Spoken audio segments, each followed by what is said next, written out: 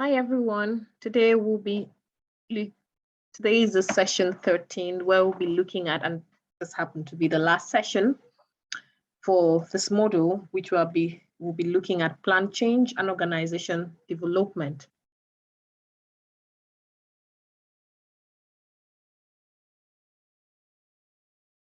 Let's look at the plan approach of change by Curt-Lewis. According to Curt-Lewis, when it has to do with plan approach of change, there are 4 elements to it, which has to do with the field theory and the force field analysis. It also looks at the group dynamics, the action research, and the 3-step model of change. The action research here is a successful change would always require an individual or group to reflect and learn. When change happens, even in our individual lives, it's always maybe a time for us to learn depending on the type of change. So in an organization too, sometimes when a change occurs, the management learn a lot from that change. Even the whole organization, the employees themselves would learn a lot from it. So a successful change requires that individual groups would reflect on how the change process was done, and they get to also learn. All those consent to be involved and to be able to make choices. And everyone has to be convinced of the need for change. However, there are drawbacks.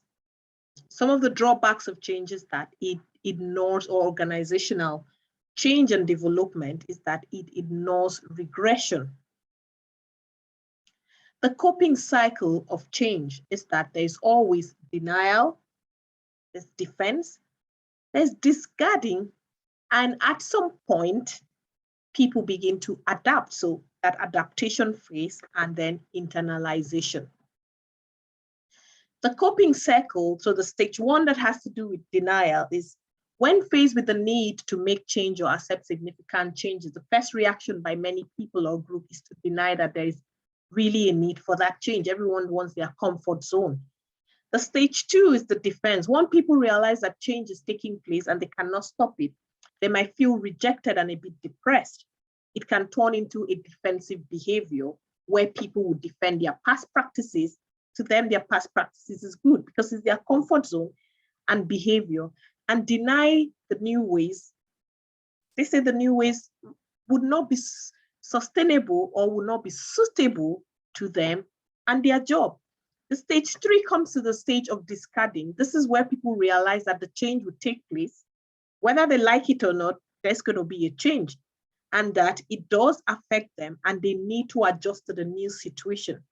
They begin to process of discarding the past behavior, recognizes that, or they begin to recognize what was suitable in the past is no longer suitable in the current situation. Then the adaptation phase, no proposed change is ever likely to be 100% suitable at the onset. Therefore, for change to be successful, not only must those affected by it adapt to the new ways, but the new ways must also be adapted to fit in with the existing people and circumstances.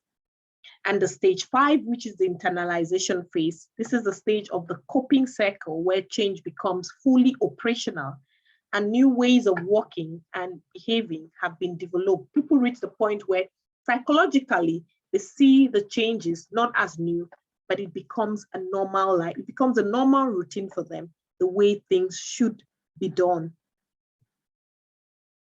The plan change summary, Lewis identified 2 essential requirements for successful change. One of it is to analyze and understand how social groupings were initially formed, how they were motivated, and how they were maintained. To do this, he developed both the field theory and the group dynamics.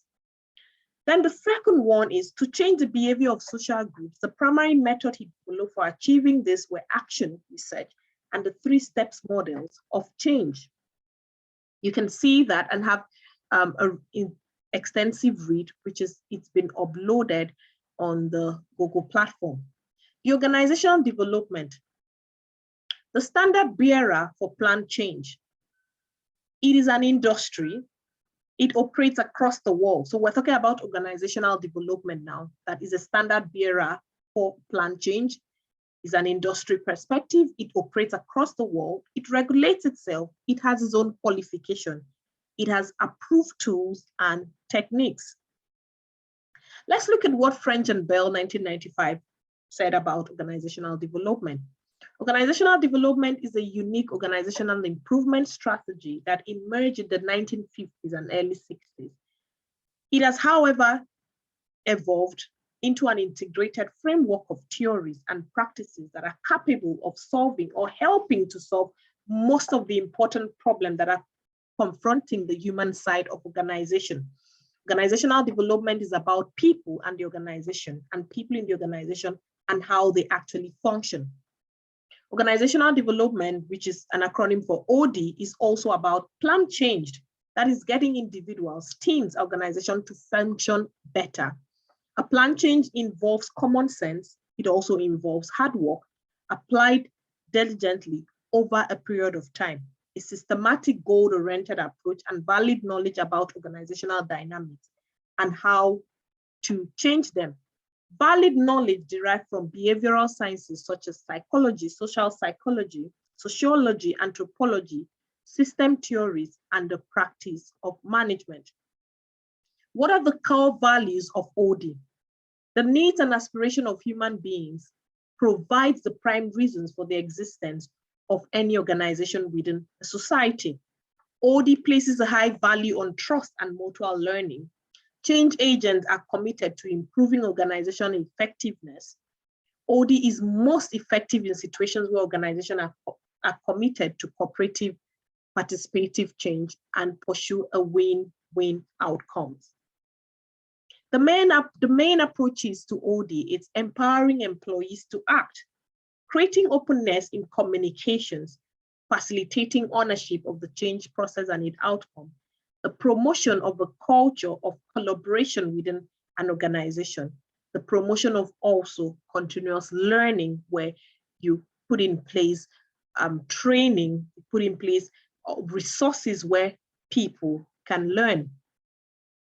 The plan change, in summary, is moving behavior from one stable state to another, management initiated, finite objective, must be self-sustaining, it's collaborative, and it's a learning process and curve.